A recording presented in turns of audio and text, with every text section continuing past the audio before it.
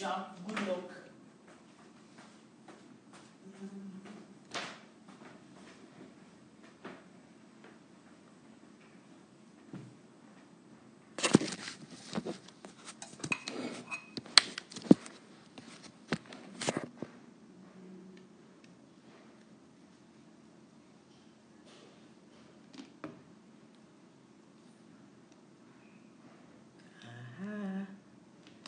Hello, good evening, everyone. Please let me know if you can hear me. Let me just make sure my volume is turned all the way up. Forgive me, please. Okay. If you can hear me, please wave, say hi, say hello. Let me know you can hear me. How is everyone doing? Hey, thank you, Tunji. Tunji, how are you? I need your help. We need to talk after this. Please call me. Good evening to everyone. Hope you guys have had a good and restful weekend.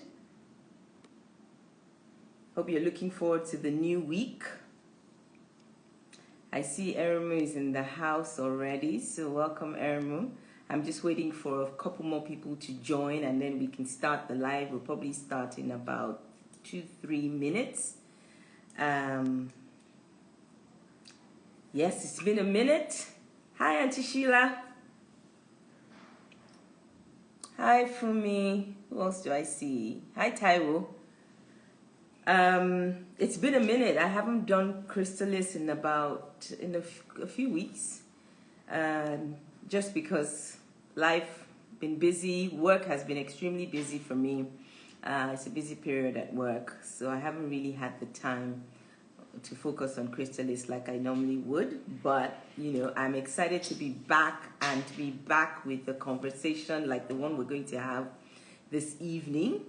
I pray that it will be a really impactful one. I'm so excited about this. I'm so excited about this conversation. Hi, Dio. I'm so excited about the conversation that we're having today. I'm excited about the story that my guest is going to share.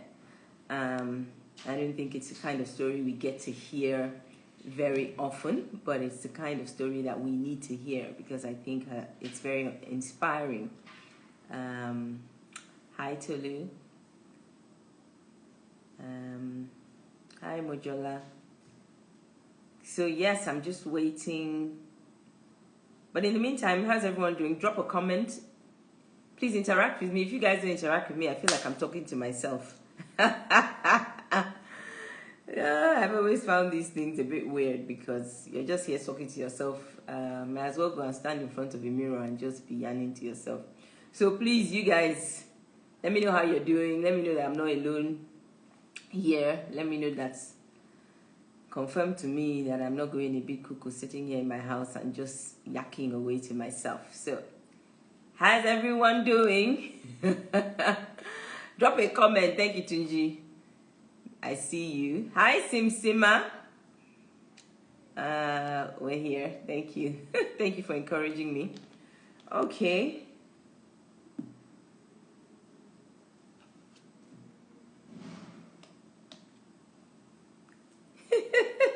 Auntie Sheila says you're not alone, like Michael Jackson. Thank you. Thank you, Auntie Sheila. Hey. Okay, thank you. Keep the comments coming. Keep the comments coming, please. Yes. I'm feeling the love. I'm feeling the energy, finally. Are you guys excited about this conversation? I am. I'm going to... ¿Cómo está? Está muy bien. Hi, Tiwa, my darling. How are you? All right. Let's get this party started. Erumu is here. Erumu, see me, I've missed you too. Please hurry up and come back. Hey, Lolade. Let me add Erumu to this conversation.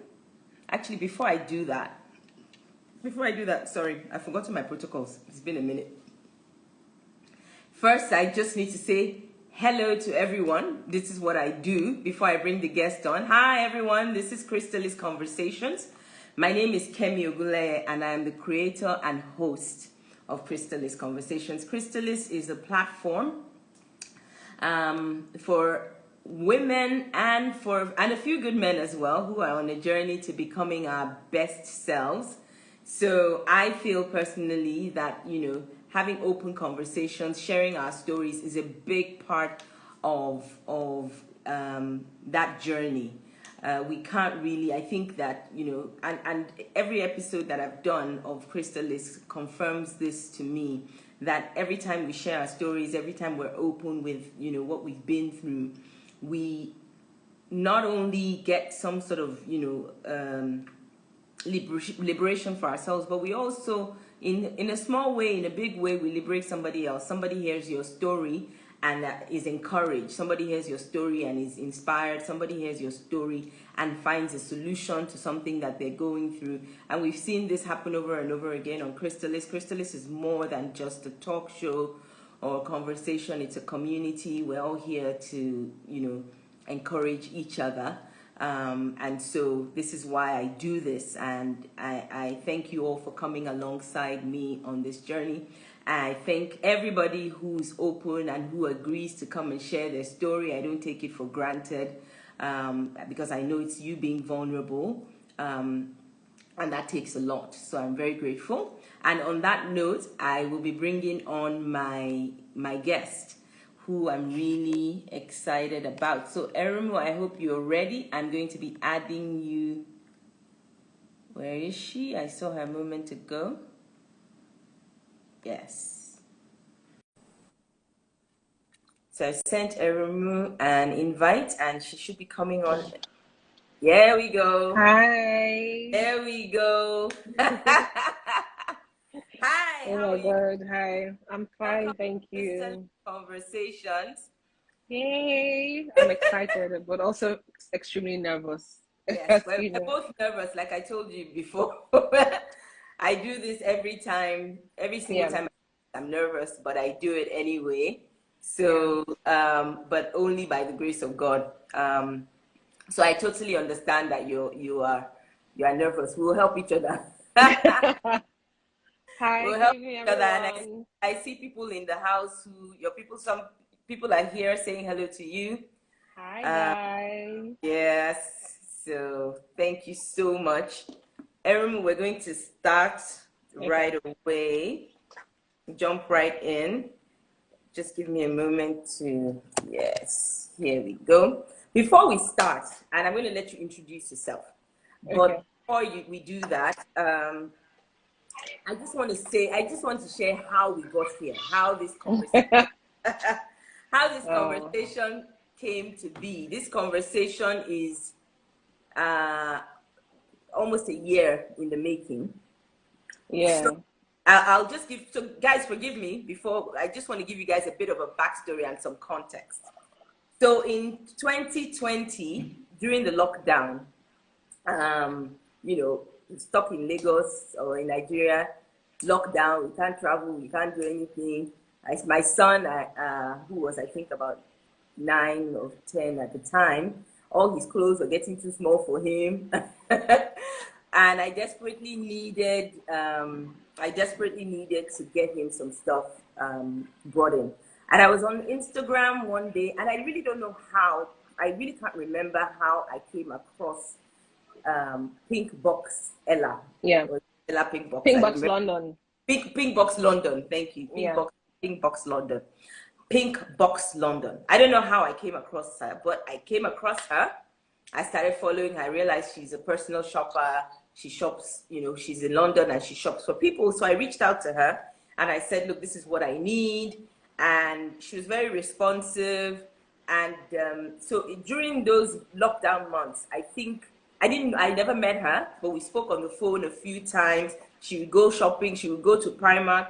She would do a video for me while she was there. Yeah. You know, just extremely, it was the closest thing I could get to actually being there myself. Being in London. Yes, and the service that this person, Ella, I came to find out that her name was Ella, gave me was just amazing.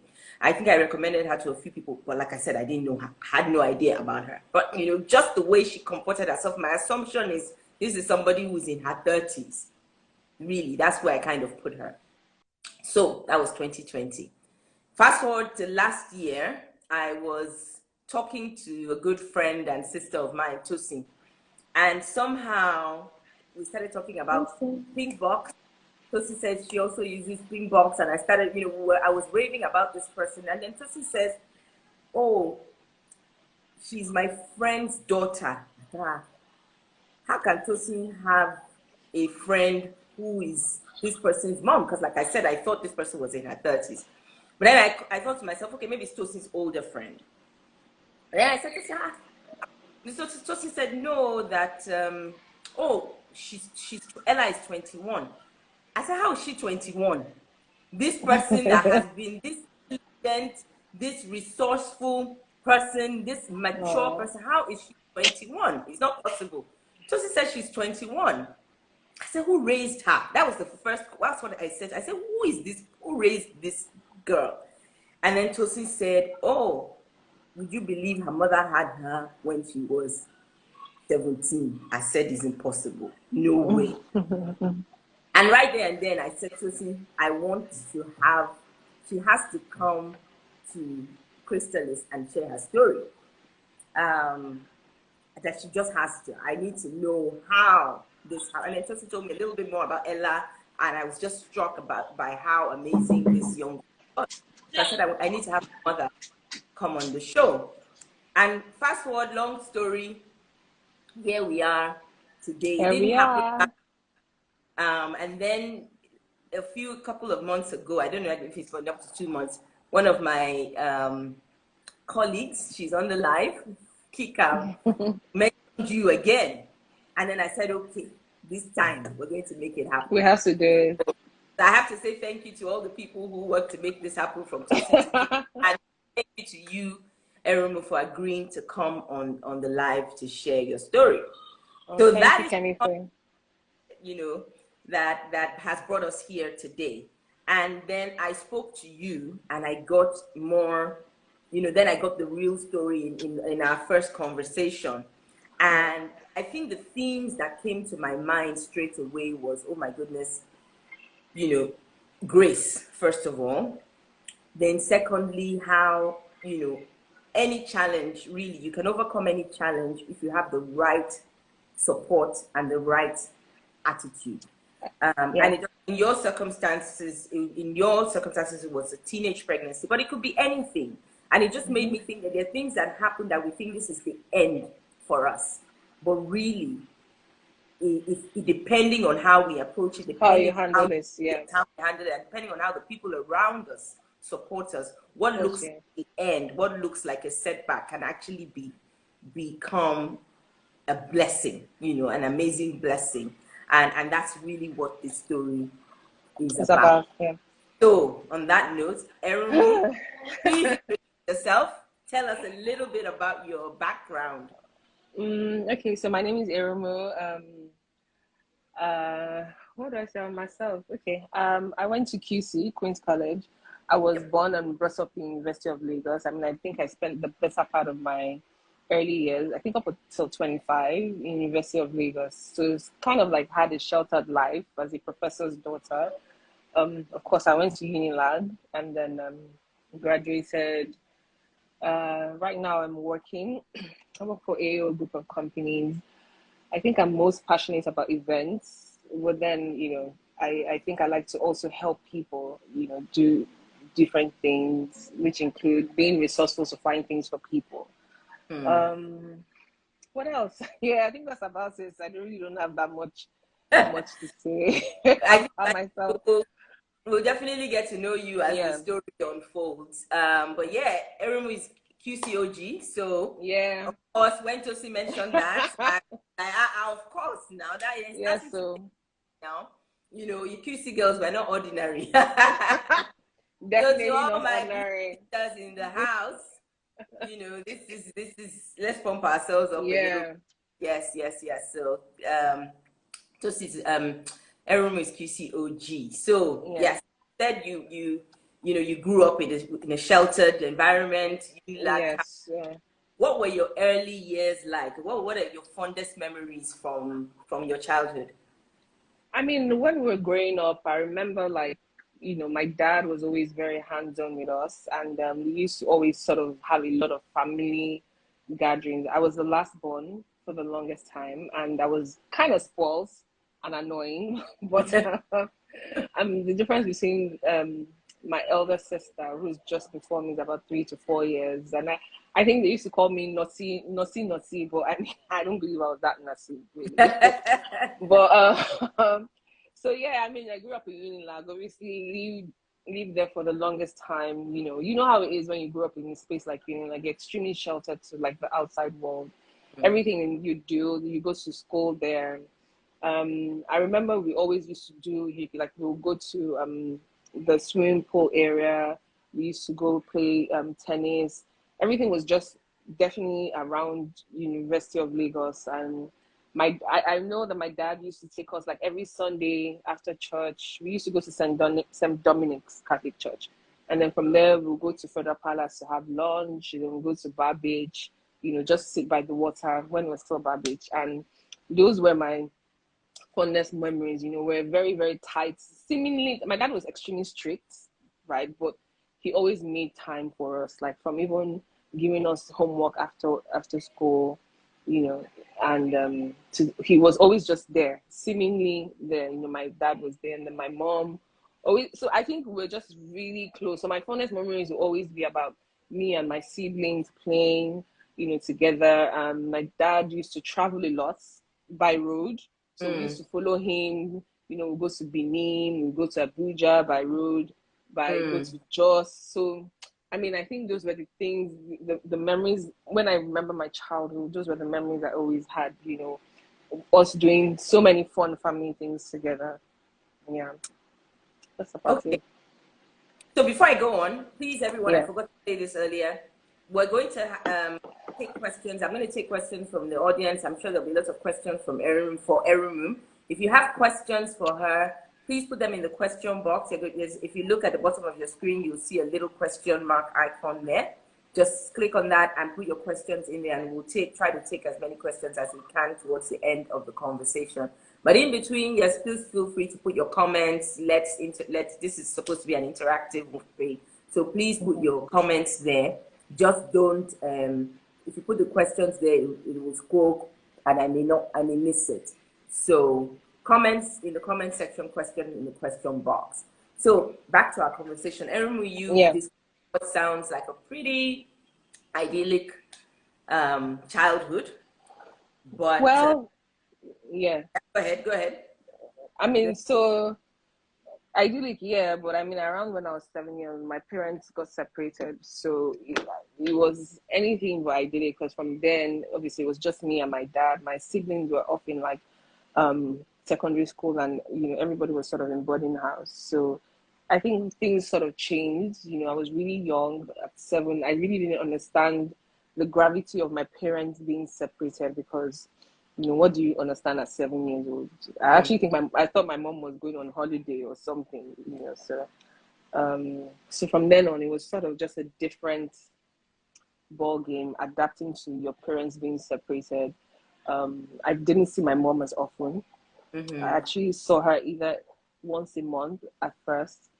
She had to always sort of sneak to school to come and see me after school. So I mean, after my first 7-8 years, everything kind of changed. I was still my dad's handbag, but it was just a different thing. And then my siblings sort of had gone off to school again. There's like almost a 4-year difference between me and my elder sister, my immediate elder sister. So there was so much gap. And you had 4 of you. You were the youngest of the 4. Yes, I was the youngest of the 4 at the time. Yeah. So, definitely having your parents split up, having at that young age, would change the circumstances of your life. Yes. What was the immediate impact in terms of what you can remember on your life, like practically, in practical terms? I think for me, because my mom wasn't there were a lot of things that happened that I wasn't able to adjust to. For example, when I saw my period, I mean, it was things that we talked about, but still, I remember that I saw it. I was sitting down, and I just got up and I saw a red stain. So things like having my period, even my personal hygiene, Mm. it was difficult to, I probably just had stopped giving myself, sorry, I just started giving myself a shower by the time my mom left. So it wasn't something that I had been doing for such a long time. So things like that were not, it was hard for me to adapt to for myself. It was a long struggle, which I'm sure I struggled up until I entered boarding house in QC. So, and then obviously it seemed like there was no one to talk to. I literally Mm. had to be by myself, even Mm. though my siblings will come home for holiday. But, there's a longer period when they're away. You are by And yourself. yeah, my mom, yeah. So I literally was more by myself and had to play by myself and just sort of get Figure by. Yeah, yourself. yeah. So even though your dad, like you described yourself a moment ago as your dad's handbag, so Yeah, physically he was present, yeah. but at that stage that you were in life, obviously there were things, there were gaps there were a lot of gaps. Yeah, there were loads of gaps because my dad, as a professor, he wasn't there per Mm. se. He was He there, went, but he wasn't there. And yeah. he's a typical man that he doesn't really care about all these other Mm. personal things. Like I can remember that even to change my underwear was always like an issue. My cousins will have to come and say, no, Erumu, so things as basic as that was, you know, very difficult because Mm. also he sort of just was trying to stop my mom from From act- having access to us at the time. Yeah, mm. so it was quite hard to deal with then. And then you went into secondary school, you went to boarding, you entered QC, went to Yeah. boarding school. What were those years like at the early teenage years for you? um I mean, first of all, going to boarding house, I didn't want to go to boarding house at all. Didn't even want to go to QC, but I think that it's sort of having other girls around you that you see. I mean, QC boarding house wasn't the easiest place, but I kind of had it very easy and lucky somehow. I think I was somewhat just likable because even though, like, I entered in my just two, and there were a lot of people that were always doing seemingly to be punished, and they always used to send us an errand. I kind of had a lot of seniors that were always sort of trying to protect me. So I didn't have such a terrible boarding house experience, except for the regular, you have to wake up at 4 a.m. to shower and everything. But it sort of helps me, I think. Mm. It's sort of helped me form into the Mm. person that I was, gave me some sort of structure, Right. some, sort of, help in my own personal life. Um, Mm. yeah, so I'll say that I wasn't happy about it, but boarding house helped. It Helped. really did Right. did help me. And QC as a whole, it's when I met my friends who are now my sisters, because I think obviously you went to QC, you know that we always our bond It's is never lifelong. broken. It's a lifelong It's a bond. lifelong bond, yeah. Yeah. So I met my friends there, and then obviously those were like one of the most wonderful periods of my time. Yeah. Okay. So So yeah. now we're getting into the nitty gritty of the conversation. So you must have entered for, you said, in just boarding house, maybe you were 12, 13 Yeah, I or think so. around that age. Yeah, about that age, still just coming into puberty, just Yeah. starting to form, and not having that sort of structure or at home in Home, terms yeah. of what you should be doing or not be doing at this time and all of that. I don't even know whether to stop there or whether to just say, because I mean everybody who's joined this knows that you got at 16 you got pregnant. So maybe Yeah. we should go from there to how at 16 you were in SS2. Yes, I think I was, yes, SS SS2. at the time. How at 16 do you find yourself or wind up pregnant at Huh. 16? How did that happen? I mean, I know how it happened, but how did it happen? So, without going into too much detail, I would just say that, at that age, first of all, you're very young and impressionable. Mhm. I mean, I think obviously my mom, my dad, family generally had obviously will tell you stuff about old boys and all that stuff. And I think because I grew up in Unilag, I sort of always had this, people always had this impression about me, like I was a bad girl or I was a wild girl. And Why have that impression? Sorry. I don't know, maybe because of the fact that I lived in Unilag and I always just seemed to be around a lot of boys, you know. And then obviously my brother was then at that time in university. I don't know. I had a lot of people that sort of were on my case that were older. I think maybe because of my size, because a lot of guys were toasting you. Yeah, so a lot of Unilag boys were like toasting me. I had also possibly because obviously at my age I had like hips, like a flat stomach, so I seemed to have like, everybody would say, oh, Erumu has shape and all that, but I don't really know what it was. I could never really tell. It just seemed like there was this aura. So I remember someone telling me that I had this aura around me that just seemed like I like knew a lot and I had been very sexually active, which I hadn't been. Right. So I think that with most guys that had dated, it was sort of an expectation that our relationship would lead into sex. So, and then, at that age when you're with someone that feels like that's the next level you should go to in the relationship, it sort of puts pressure on you.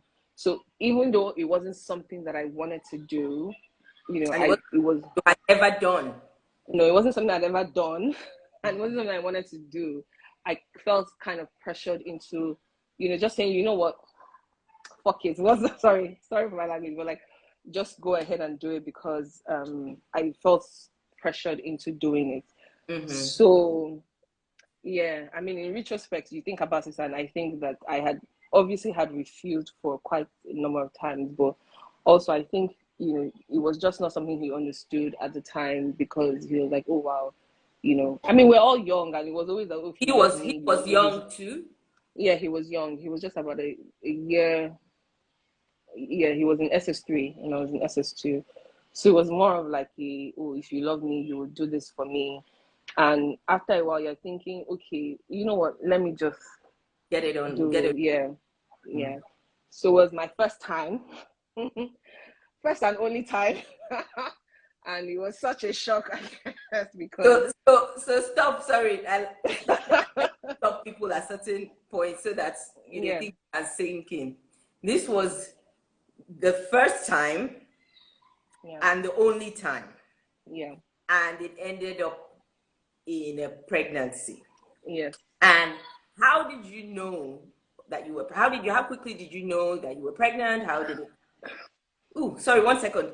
Jenny has just joined. Jenny usually helps me, and I forgot. Okay. Jenny, I completely forgot until I saw that she has joined. Can you help me pin the topic? I usually pin the topic. I forgot. So, Jenny, please help.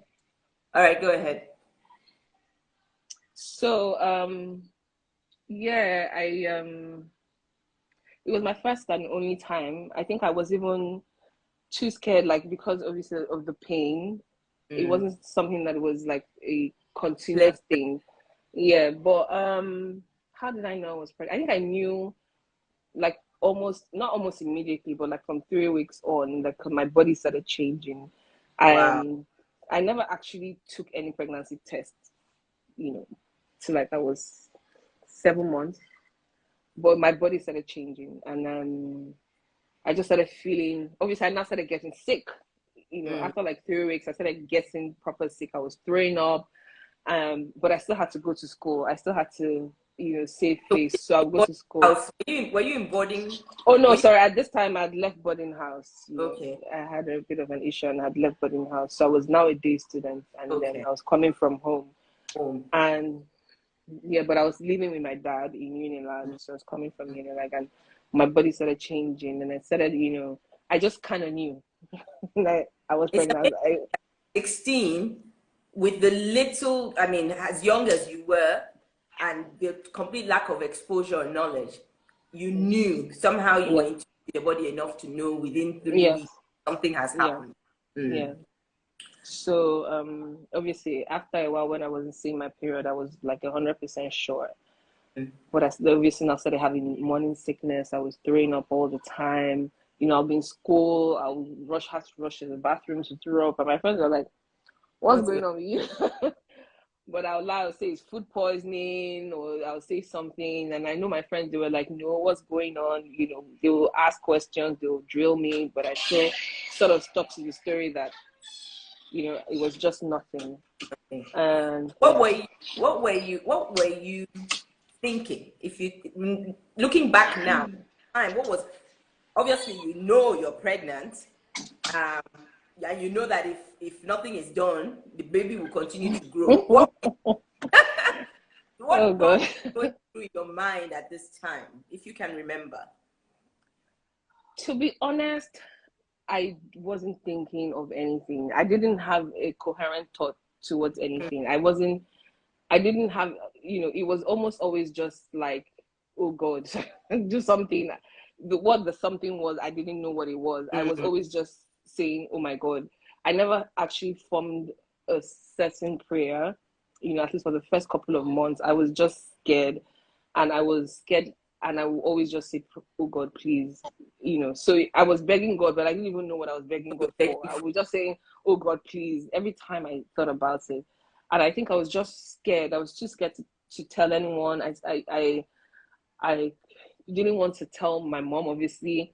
And my sister and I were extremely close we're extremely close. And for her, I mean, I think my sister at the time would have been able to help me do anything that I wanted to do.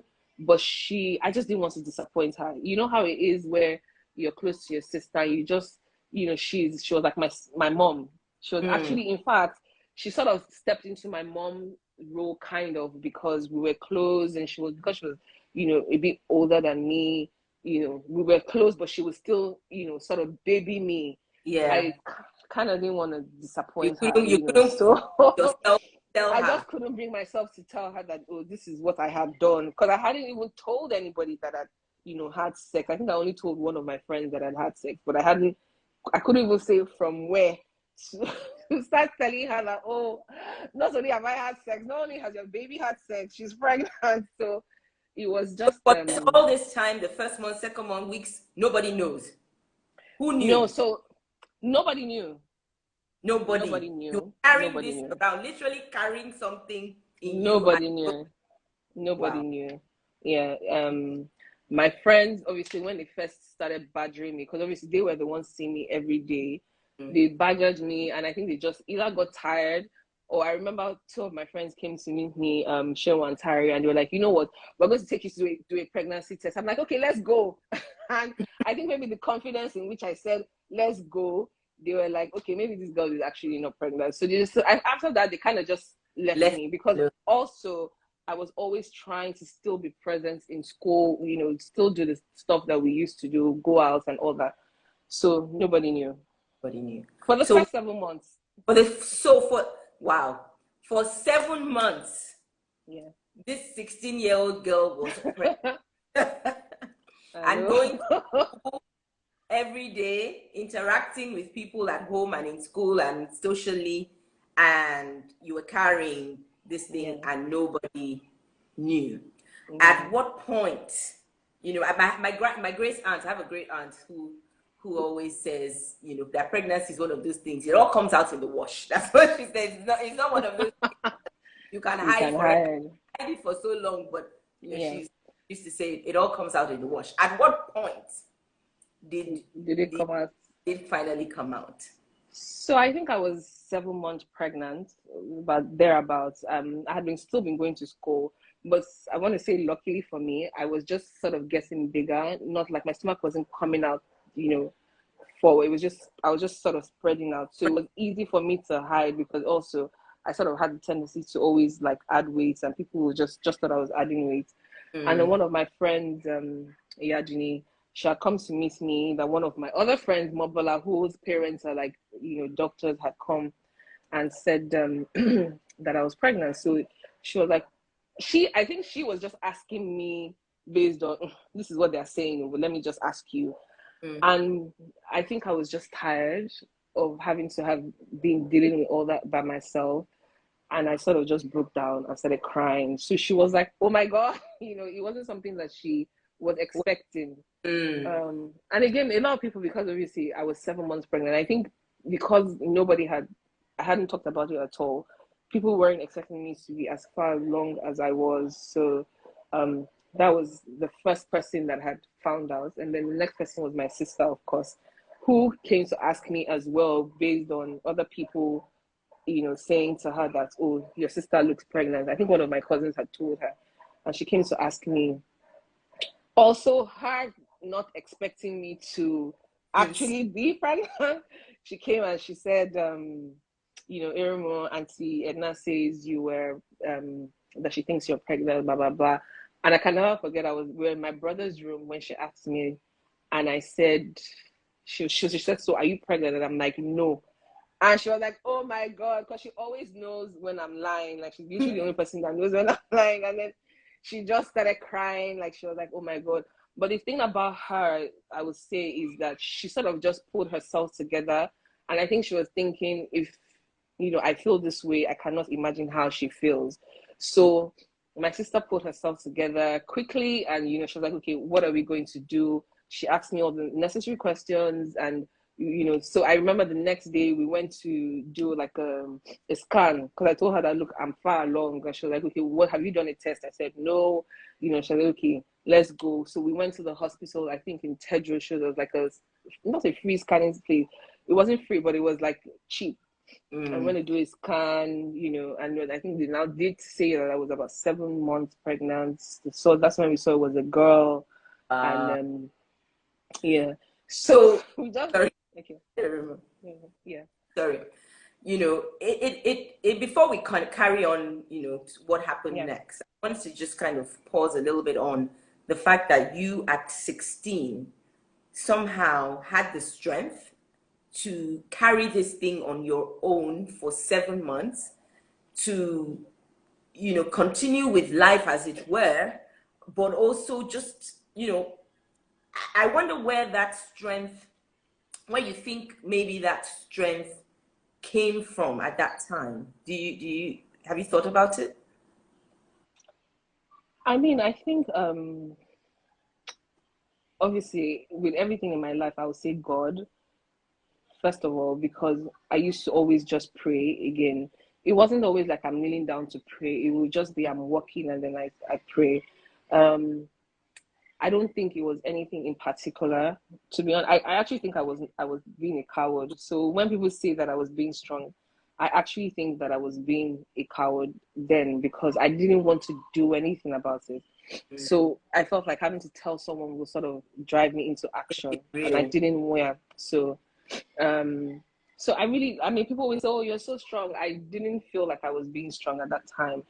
But then again, I think because I was alone most of the time by myself, I'd learned to deal with things by myself. My friends were awesome, the best friends anybody can have. I know that if I told them, I don't think anything would have been different. They would have still supported me as they still support me now, as with my family. But I think I just didn't. I don't know. You, It I was mean, just a you didn't know what did you know? You were a child yourself, so I guess it I didn't know what to do. I didn't know what what to to say. But I say felt like talking about it would have made it real, made it which, real. and I didn't want to sort of make it real to myself, I think. But I also knew that I had to do, Something. obviously, I knew something was going to eventually happen. And I think that's why I just kept praying that eventually, I think my prayer morphed into, when it does happen, that everything will be fine. Because I know that one of the things that I did was pray a lot. I Mm. prayed a lot. It wasn't the conventional always kneeling down to pray, going to church. It was always me just talking to God at the most random times. Yeah. Mm. Okay, so now your sister knows you have done a scan. The other thing that struck me was, you carried this pregnancy for 7 months, no scan, no folic acid, Nothing. no, No. no folic acid, no Nothing. vitamins, no prenatal, no antenatal, no nothing. No. So this Nothing. baby Like, was meant to come to this yeah. world. That I that always say that. I that always much say is that she was really meant to come, and she sort of just wanted to come. We always say that her daughter's name is Ella. Ella just wanted to come. And obviously she's a force, so I kind of understand now, but Why? then even when she came, I was like, wow, okay. But yeah, so there was no, I didn't go to the hospital once. I didn't take anything. I didn't take any type of drug. I was always just, I was just normal. I would eat. Obviously, I used to throw up a lot as well. But then sometimes I now learned to avoid certain food because I found that it used to irritate me. But Mm. literally, that was Was literally it the only thing about it. Yeah. God, sovereign God? Yes, it Um, is. so now your sister found out, Yeah. your sister knows you have done a scan. What happens next? So after that, I think everything just started happening fast, Mm. because my sister and I were just sort of planning.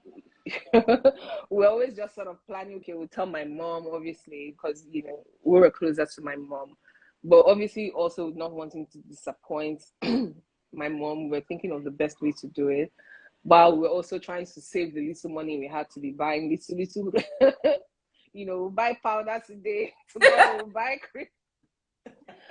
The next tomorrow, my sister will buy maybe Pampers or nappy or something. So we're just being I don't even know what we're being, but But eventually just my doing mom, what you need to do. You were just yeah, doing. doing Mm. what we could do, yeah. So obviously at this time it was like, yes, you're gonna have the baby, so we're just trying to, you know I think, help ourselves the best way we could. My mom found out, my cousin, one of my cousins, eventually came and sort of talked to my sister, and I saying that I looked like her when she was pregnant, that she had watched a video of me, and she was the one that told my mom.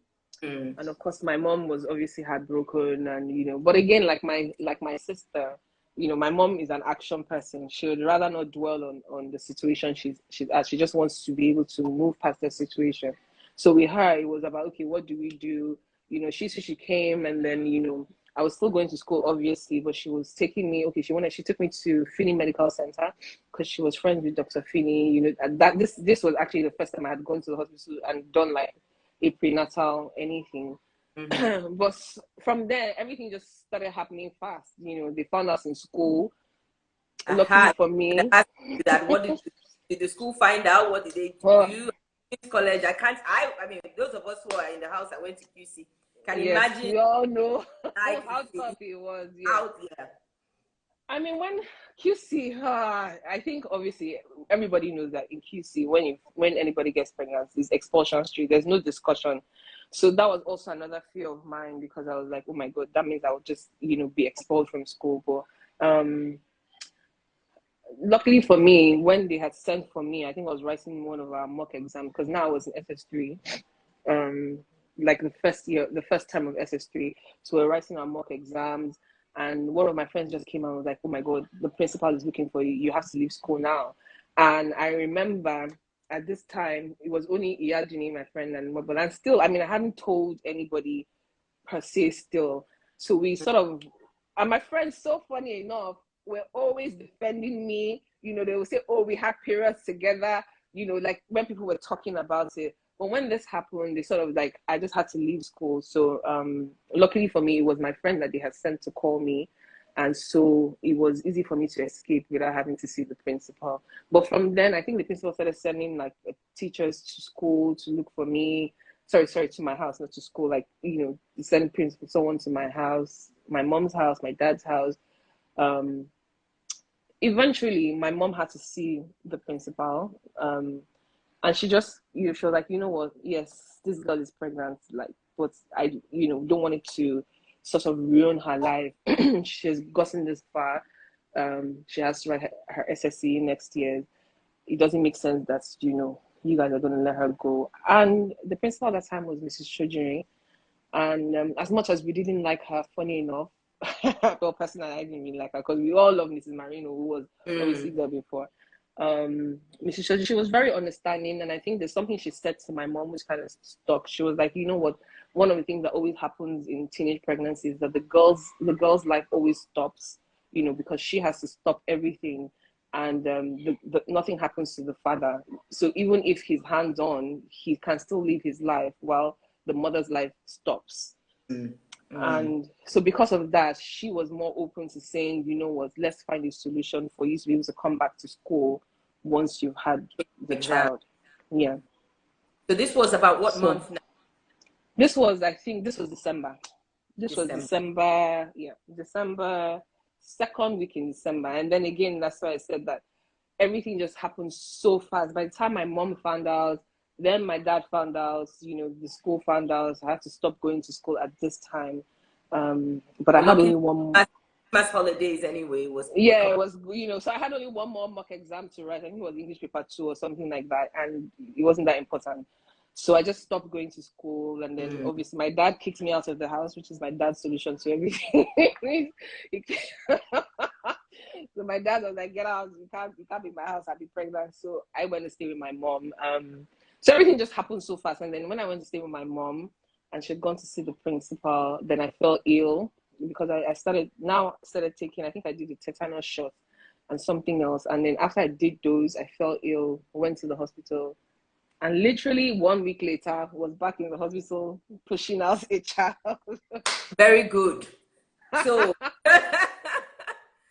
the baby was born on Christmas. Born on Christmas Day. Yeah, so my Christmas present. The Christmas present for the ages. Yeah. You know, this baby chose Christmas Day to come into the.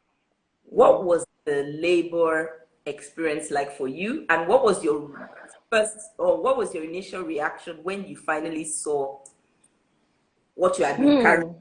What I've been carrying. Okay, one thing I will say though is that I remember when I was pregnant and I found out she was a girl, a lot of the things I used to do was sort of pray of how I wanted her to be, right? I would always talk to God and say, I want her to be this, I want her to be that.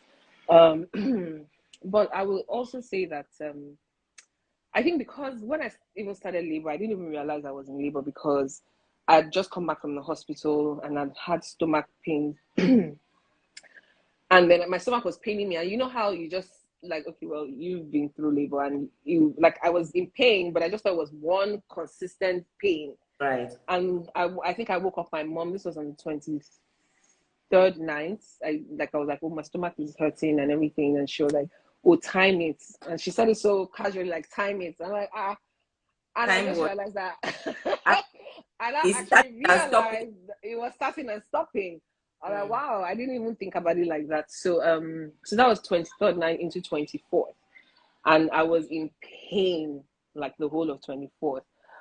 Unfortunately for me, my sister had gone out, you know, on the 24th. And while I was in labor, I said I ain't going anywhere till my sister comes back. So I was actually in pain for longer than I was. Well, I mean, obviously I was still going to be in pain, but I didn't want to leave the house until my sister came. And you know, there was no mobile phone at this time. I had no idea when she was going to come. I was just there waiting. You know, and my mom was so frustrated because she was like, let's go to the hospital. I'm like, no, I'm waiting for Ufoma. She's like, let's go to the hospital. And I'm like, no, I'm waiting for Ufoma. So you and your sister your sister was your support, your strength. Yes. Like, I can't do this. Yeah. So, I mean, it's not like everybody else wasn't, but it's sort of like I always say, even till now, I always say that my sister just gives me this confidence that I can do it more. Not that I don't know I can. She just sort of, I want to say she's like my Voltron and my cheerleader at the same time. So because of that, I wanted her to be there. You know, I just, at this time, to be honest, I wasn't thinking about it. I just thought, oh, I'm not going anywhere without her. You know, so, and she didn't come home till like past 11. Wow. You know, in the mid, this is 24th night. Obviously, you know how crazy it is during Christmas with traffic and everything. And she came home, obviously frustrated about her day. And she's coming home to, okay, Erumu is in labor. We were not expecting my daughter till January because you know how in the hospital they always predict when the baby is going to be born, and she was I think it was January 7th, if I'm not mistaken. Yeah.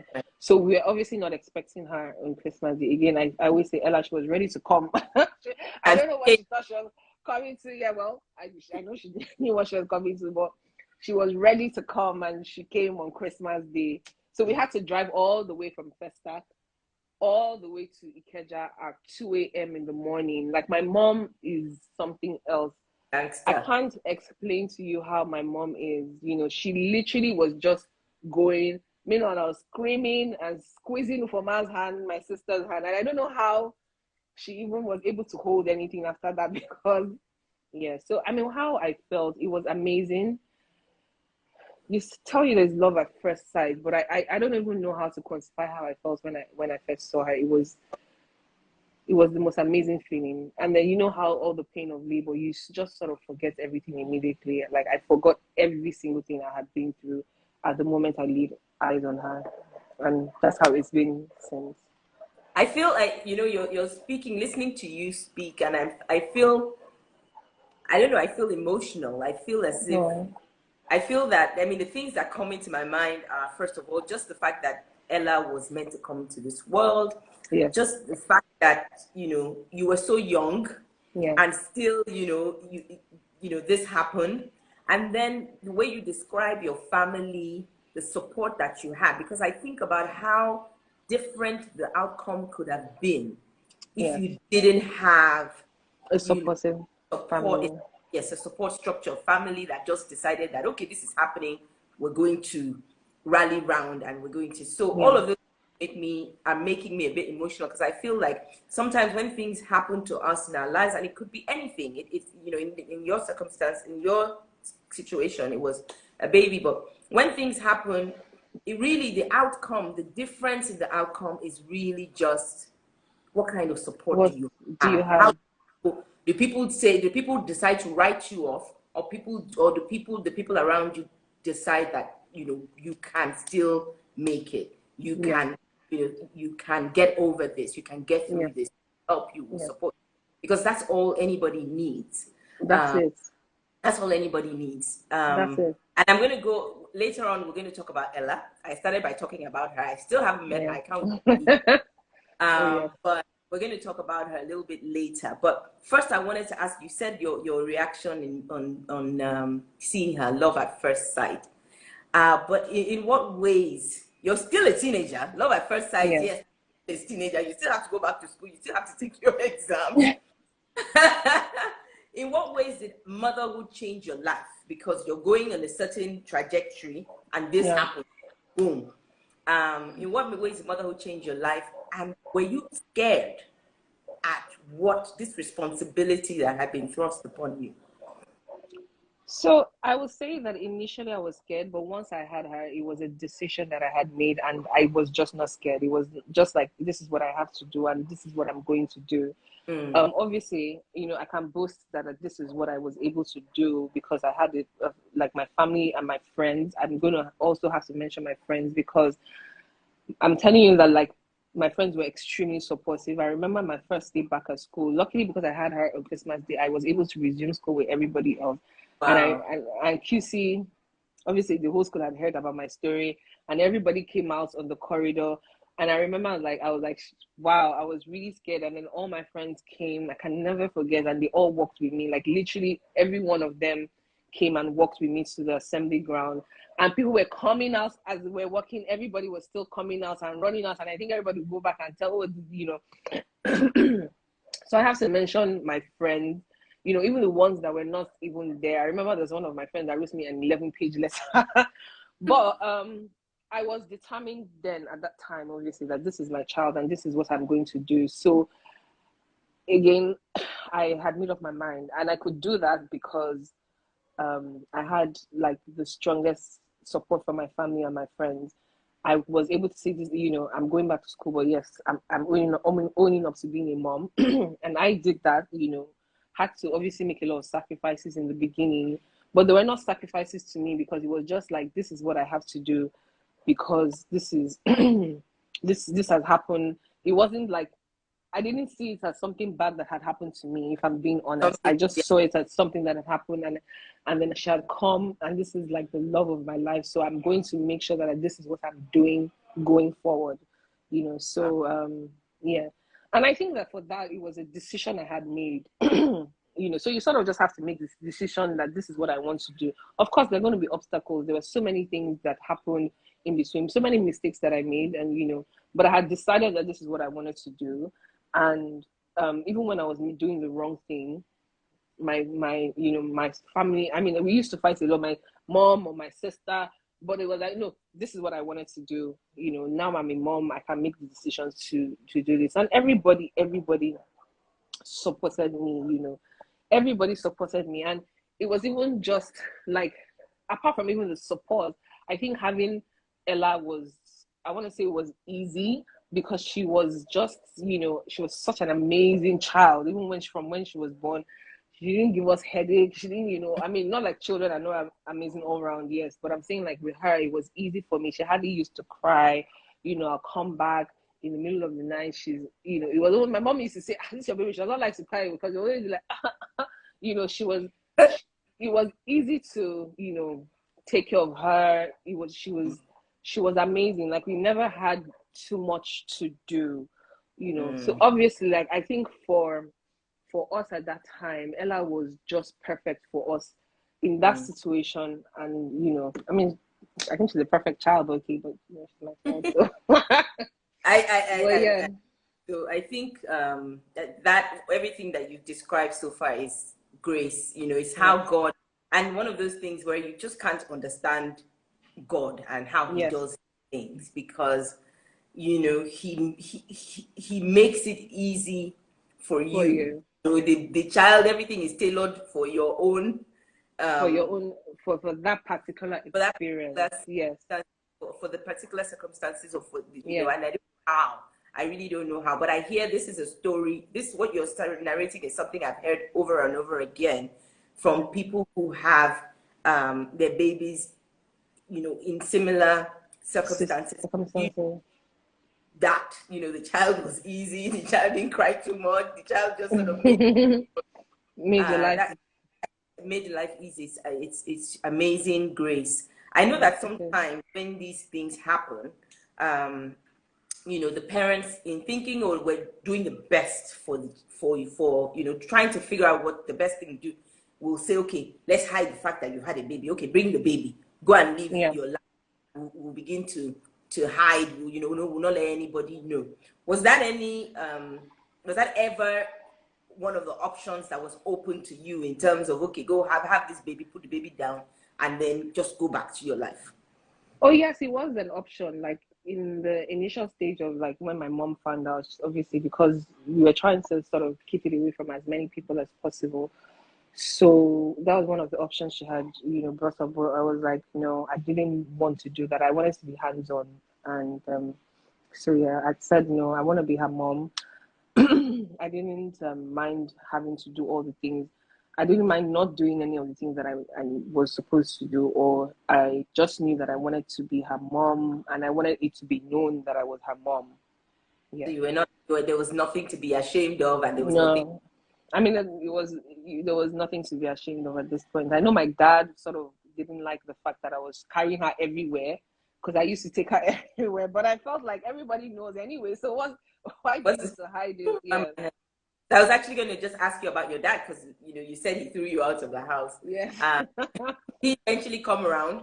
Oh, he did. I think initially, because obviously, again, with the timing, he thought I'd probably had a premature baby when he heard I was pregnant, because my sister told him.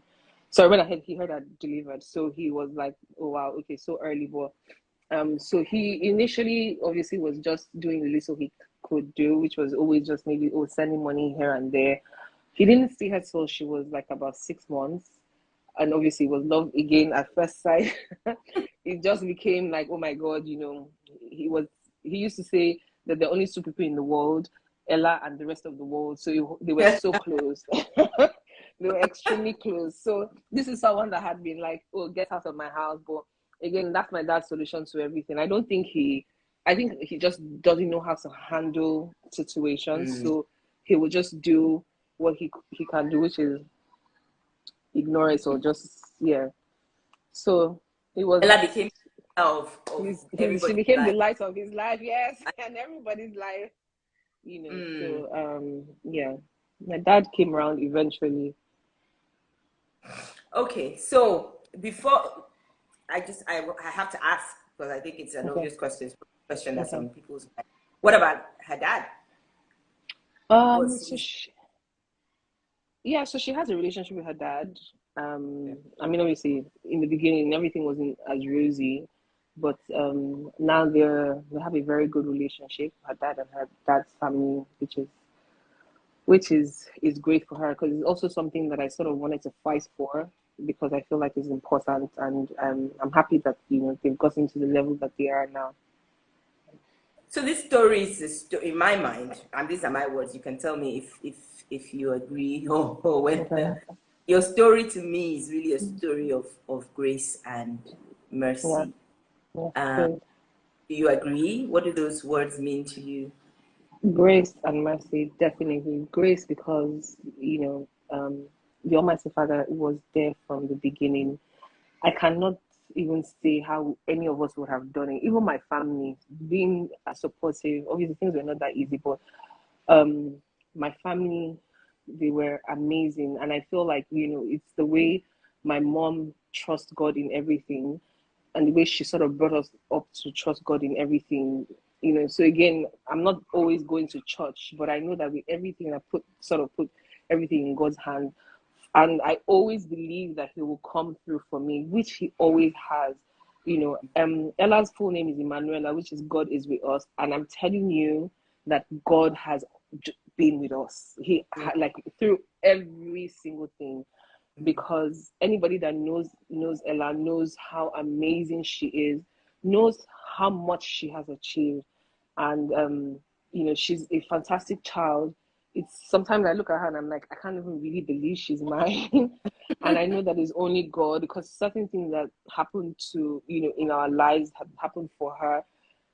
I will say this though, that God will always He's always there for you, no matter what it is, no matter what you're going through, He's always there for you. He will always come through for you. Sometimes it seems like, and my sister used to say to me that one of the things that she loved about me was how I always believed that. And I always just exhibited that when I wanted to do something that seemed bigger than myself. I just somehow knew that God was going to come through. And I'm telling you that He always did. His mercy and His grace, in all our lives has been exceptional. I can never thank Him enough. Every time I always say thank you, God. And I don't I feel like I'm not saying it enough. No. I'm not expressing it enough, but I always am so grateful for how much He's done for all of us and how much He continues to do for us, how He blesses Ella, He blesses the family, and it's just been amazing because really her name is actually the truth. God Mm. is with us. Yeah. Yes, it's again a theme that I think comes through strongly is God's what they call it, unconditional love. Yeah.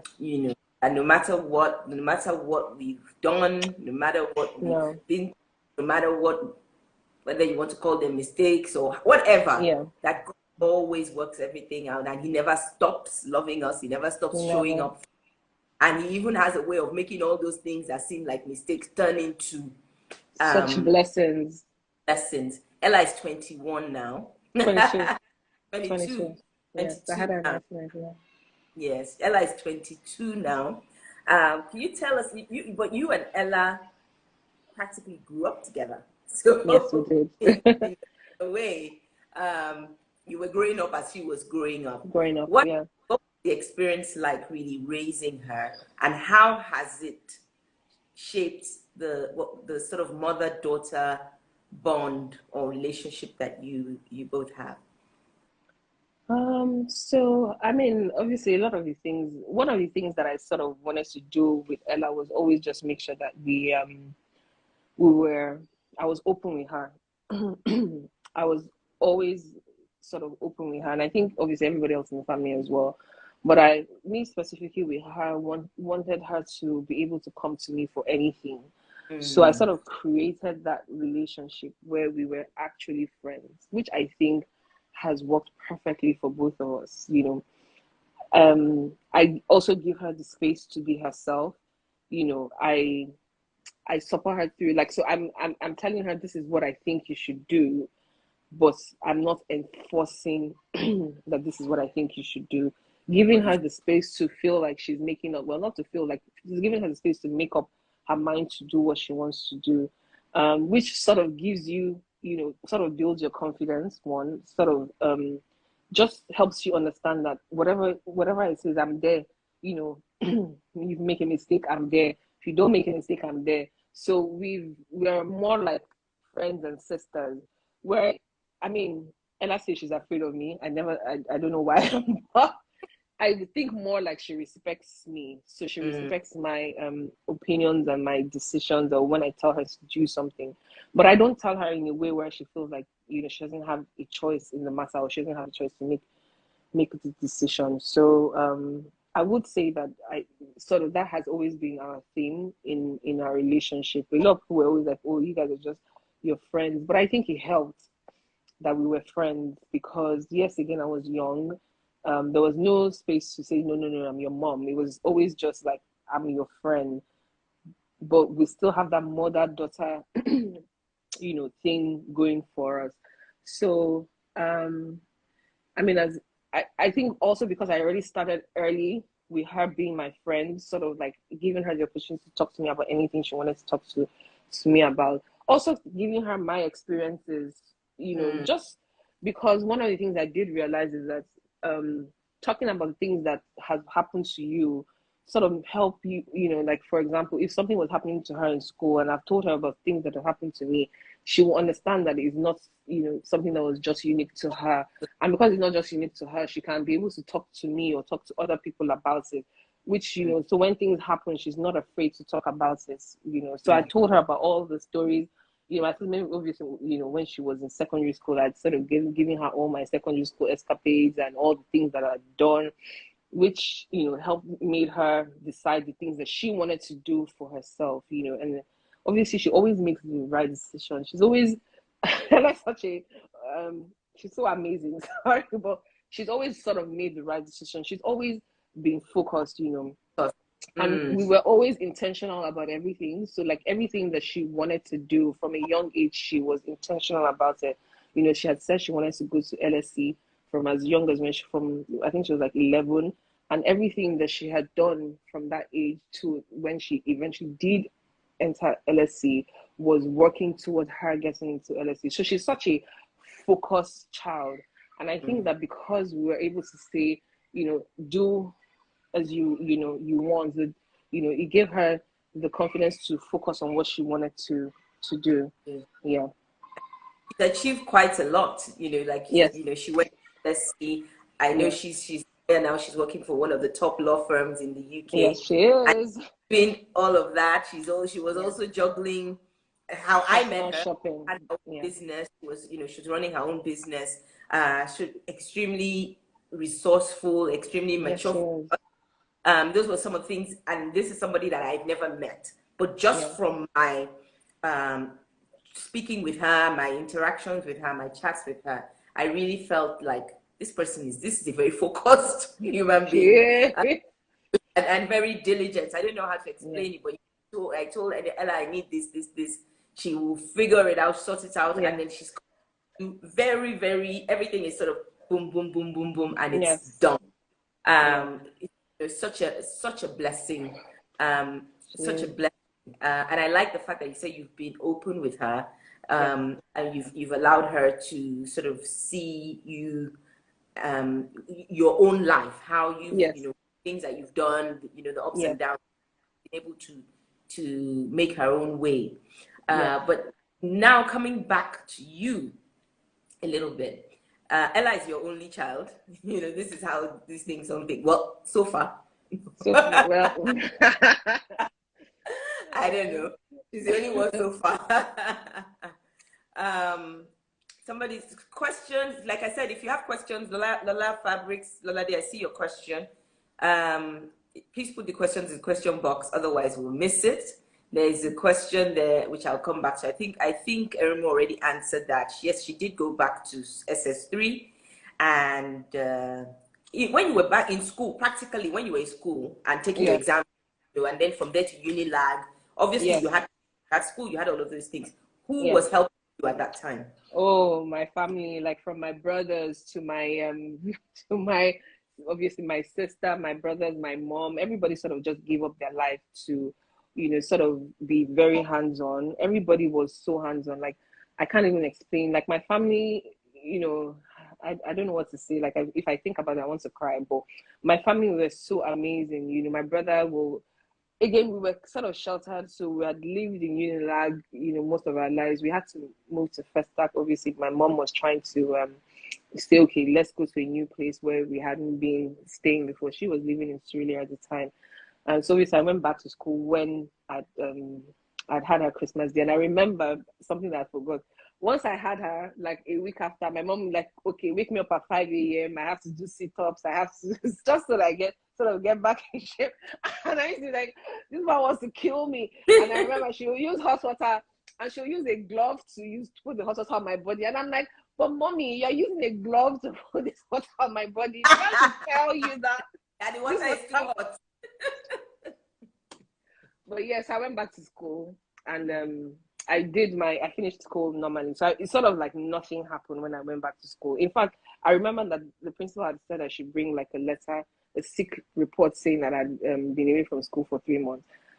But I literally had only missed 1 week of school. To the glory of God, I just started school normally. So I did my SSC, obviously passed that, and went to Unilag almost immediately. Yeah. So I mean, I didn't miss anything, to God, God's glory. I didn't really miss much. There was no gap for me, Yeah. And we thank God again for having the support of your family and friends. Oh, my family were amazing. My friends, I remember my friends would bring, there was someone would bring shoe, someone would bring like clothes and stuff, and it was always just, everybody was just so supportive. My friends were amazing in school. Obviously, you know how QC was, everybody's talking, and I mean, at first it was, people who used to sing for me, Mama Bomboy. Like, I remember I'll be walking past the class and everybody singing Mama Bomboy, and it was just so, kind of disheartening, at the time. But then I think I had sort of grown a thick skin because I sort of knew everybody was talking about me, but at that point I didn't even care anymore. But also because my friends were just so there for me, they made it so easy. The transition, nobody was, everybody just became, even plus the ones that knew and the ones that didn't even know, they were all just hands-on, friends. And my family gave up all the time to, be with Ella. So it wasn't, and nobody did it and was saying, oh, I, give up my time. No, it was more of like, normal. Yeah. So from my brothers, even to my mom's sisters, the support was amazing. It was amazing. Even my friend's mom, moms, not just mom, my friends' moms, they were very, very, and these are Yoruba moms that usually will be very judgmental, but they were very, very supportive, and they would say, we'll bring her. I remember that how I even stopped breastfeeding was my friend's mom that stopped me, because I had continued breastfeeding till Ella was like 1.5 years old. And she was at this point biting me, literally walking up to me and opening my chest and bringing out my breast. And she's like, I want one breast. And she was biting me. And it was my friend's mom that was like, take her, and the first night I was like, okay. But by morning, I was like, I was still trying to, breastfeed her. And in fact, they said, you know what, Erumu, I'll shout to everybody so that everybody can know that, But yeah, so going through that, I'm not gonna lie, it's the support, around me that sort of made everything easy. So when I do say that things were good for me, I mean, they're not good, but it seemed like it was good because I had such amazing people around me. It was yeah. I can't say it enough. It really does take a village. It does. It takes your living witness to that. The fact that it takes yes, it does. I love the fact that not only were your family and friends supportive, but they didn't make you feel like you're a failure. Like they didn't make you feel condemned. You weren't, people didn't judge you. People didn't say, okay, I help you taking care of child, but are you happy? You are the one that got to this. There was No. none of that. All, you know, from what you're saying, it was all love. No. It was all just Yes, sort it of, was. and you know, I can't. I keep coming back to it. I think that for me is what struck me most about your story, and I think what I keep equating it to, because I think it's relatable, regardless of what the issue is that, you know, one might be going through, or that we may have to contend with our children, or with people in our lives, and you know, or that we ourselves. It's that ability to be able to say, okay, we'll support you, okay, we Yes. love you. No, it doesn't matter Yes. what you've done, it doesn't matter what has Yes. happened, we love you Yes. together, we get through this. It's priceless. You can't really put a Yes. price. No, But you I want, can't. you've said, you know, I mean, obviously it wasn't, it was good, but it couldn't all have been rosy. There must have been No. some. If you had it to do all over again, if you had your life to do all over again, what would you do differently, if anything? I don't know if I will do anything differently. Maybe tell my sister earlier. I think that's maybe tell my sister and my friends earlier. But I don't know if I well, you don't know what people would do or say. I mean, obviously it's okay for me to say that now.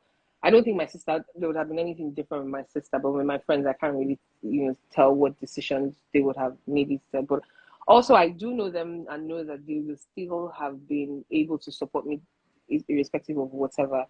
I don't think I'll change anything. I obviously will not want to have had a child that early, right?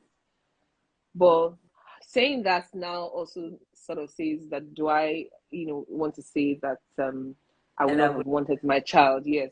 So I try not to say that, because I don't think for anything I would have ever changed. I would change anything that happened to me, because I love her that much, and I know that she was such a blessing. So, I mean, everything that happens to us, we all most no, not everything, but a lot of people always think about what people are going to say, which is what is the primary drive of a lot of things that we're decision afraid of. Yes, and because the we're fear. thinking, oh my God, what is this person going to say? What are people going to say? Which, Mm. obviously was a big fear for me, because again, with my dad, um, generally with school QC, I knew that it was such a big deal. Obviously, it was such a big deal. But I feel like I don't think there's anything that I would have changed. So, you know, I don't, this isn't about me, but Okay. I just want to say that I relate so strongly with what you're saying, because in my circumstances, I feel people have asked me this a lot, because I had my son. I'm a single mom. Mm, If you're this, you'll know that. yeah. And sometimes when people have asked me this question, and my answer is always, if I could go back and do it all over again, I wouldn't have had my son. But if Mm. I could go back and do it all over again, I would have had him. So it's one of those things that is difficult. I guess it's only if you It's are, if you're, difficult. it doesn't make Yeah. any sense. And it made me start to understand again. When I think about these things, it becomes really spiritual for me, because when you hear like God is the lion and the lamb, you think, how can one person be the lion and the lamb? How can one person be the opposites? But that is really, it's when this kind of thing happens to you that you start understanding how two opposite things can be true at Can the be true. same time. Yeah. Absolutely no regrets, and yet you still know that, okay, This is not if something that you should have, done yes, at this you time. have done, not at, maybe not at that time, but you Yeah. look at it also perfect. You know, the child is perfect. Everything is exactly as it was meant to be. Has, yeah. It's a So I guess mystery. maybe that's why I'll say, it's not anything that I want to To, go back and yeah, change. Yeah. yeah. If you change it, what does that mean? It means that you Yeah. wouldn't have this, Yeah. So it's not this amazing exactly. child in my life. It's one of the mysteries of God. But every day I look at my son and I think, my goodness, how did God decide that me, of all people, would be the one to bring this amazing person into this world, Yeah. and to be the mother to this person? Yeah. So, what advice then would you give to your 16-year-old self? I'm going to ask you your 16-year-old self, your 17-year-old self, and your 21-year-old self. If you could talk to those three selves, what would you say? So I would have said to my 16-year-old self, wow, actually, that's interesting. I think that for my 16-year-old self, I would have probably said, or I'll probably say to myself that not to not to sort of always just stand firm in what you believe in, and not be pressured, because I think that's sort of what just led me into all the because I sort of was pressured away from what I believe in. So I'll say that to myself, that it's a difficult time and a difficult age, because obviously there's so many things happening. I'm sure what will be happening in school in that time. And then even as I had said to myself I wasn't going to, obviously, we always say to ourselves, oh no, you're not going to have sex until you're married and everything. I feel like I was pressured into doing what I did. And I'm not putting the blame on anybody. I'm just saying that it was a pressure that I was the one that gave into the pressure. I feel like I should have been able to stand firm in my resolve and say, no, this is what I want. My 17-year-old self, I would say, what advice will I say to myself? To be honest, at 17, I had to grow up extremely fast. So I just would have said to myself that it's okay, take a deep breath, and everything will always work out fine.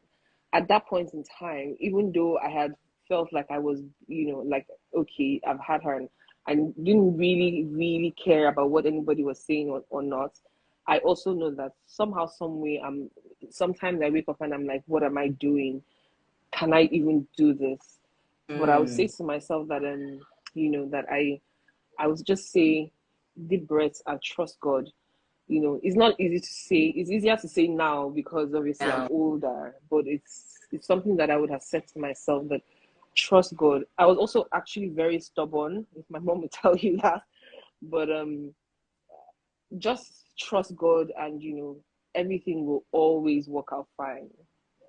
Yeah. And your 21-year-old who's now an adult, having or so I adult. think I would say to my 21-year-old that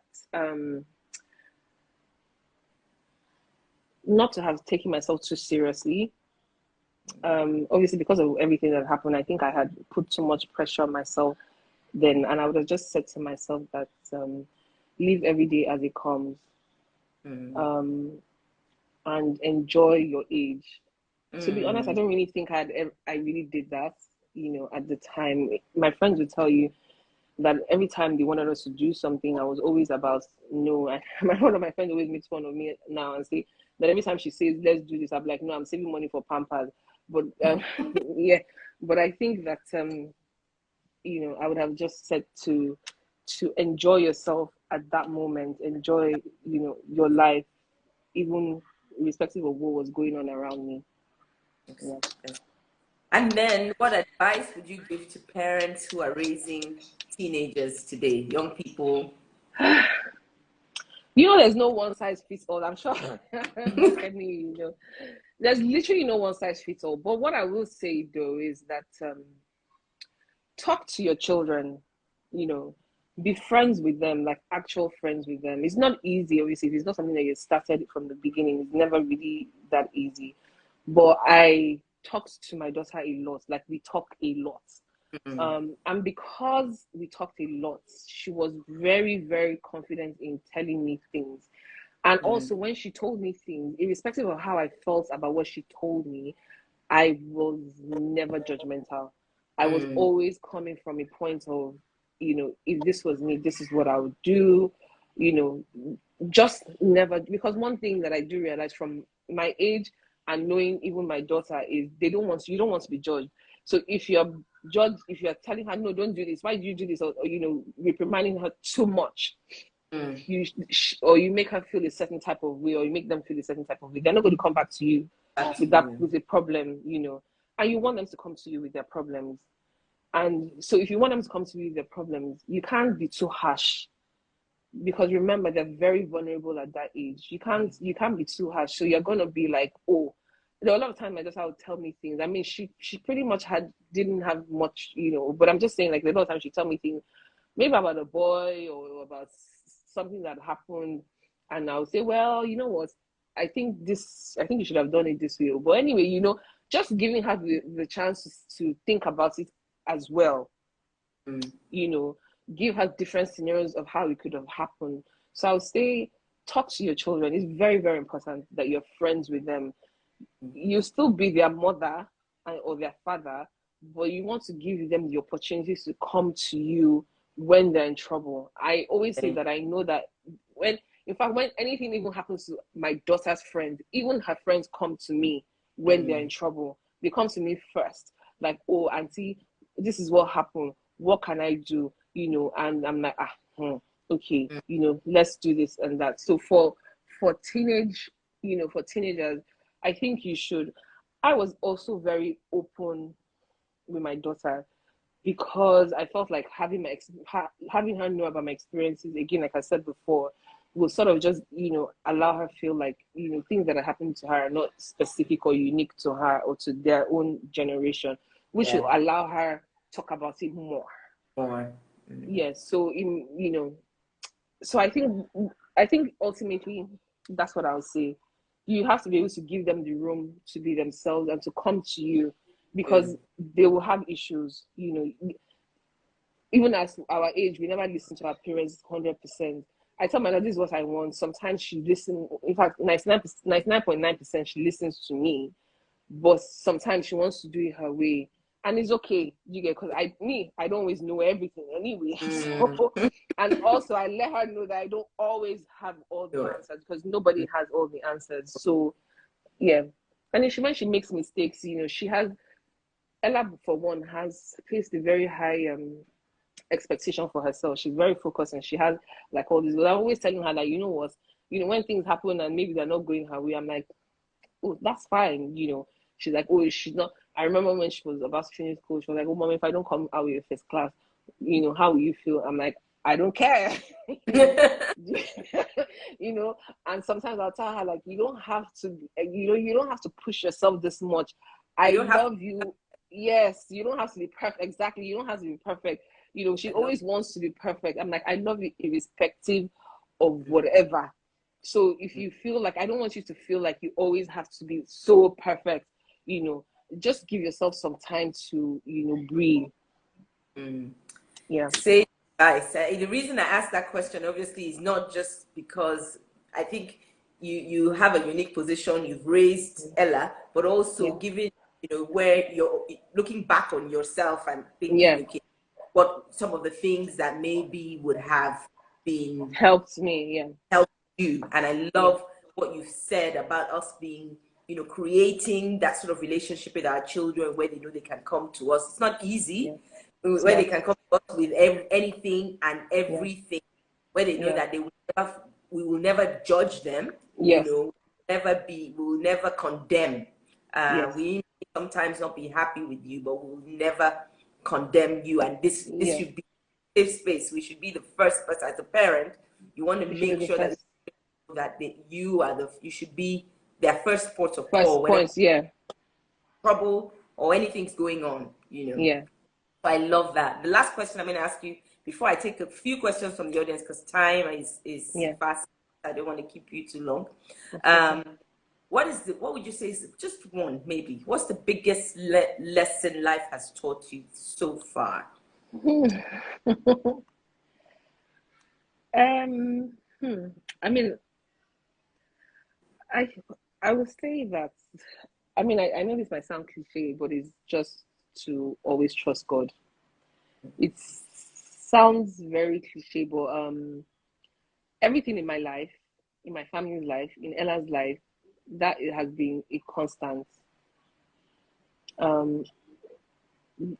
Sometimes you fuss about the useless things. You fuss about everything. Obviously, even till now, I still fuss about it. I always say, oh, I trust God, but I still fuss about basic things.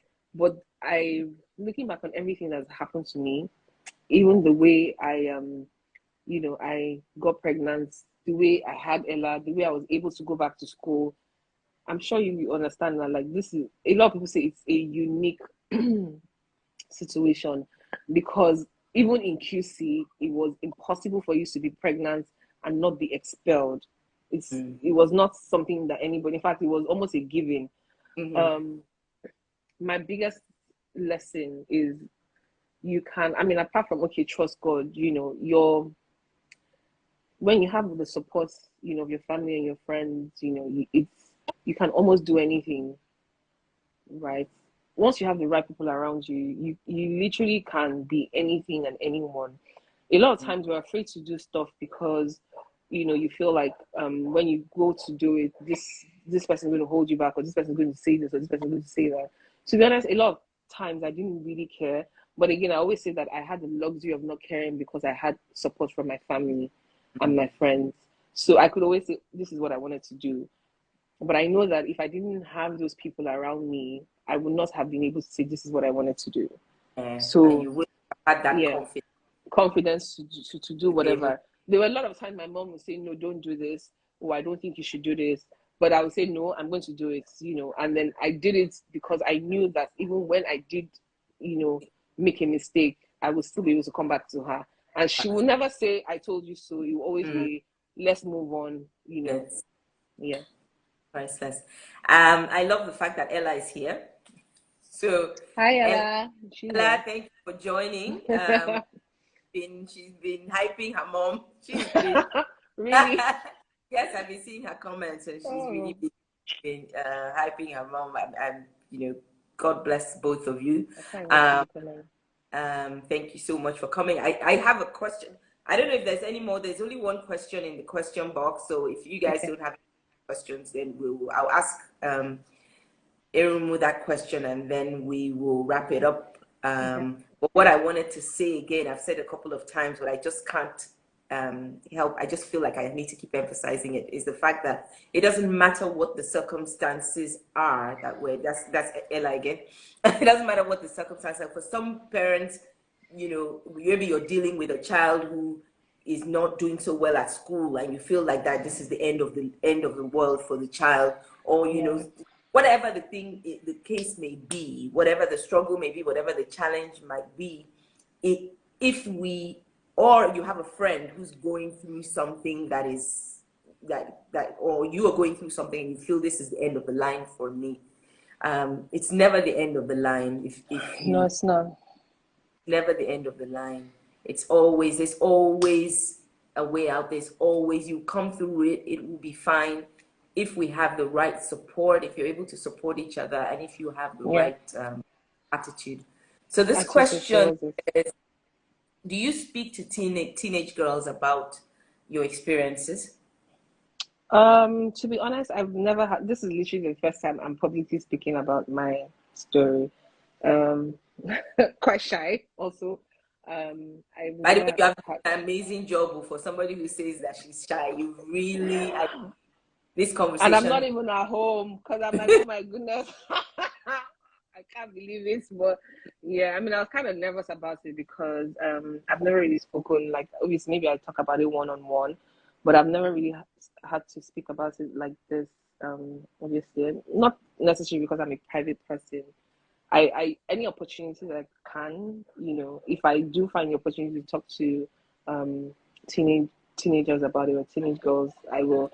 I mean, I have met one or two people that I like. I think one of my friend's cousin got pregnant when she was young as well, and then I had to sort of talk to her about this. So that was just, so it's usually just a one-on-one situation. It's never really like speaking publicly. Yeah, no, I haven't done that.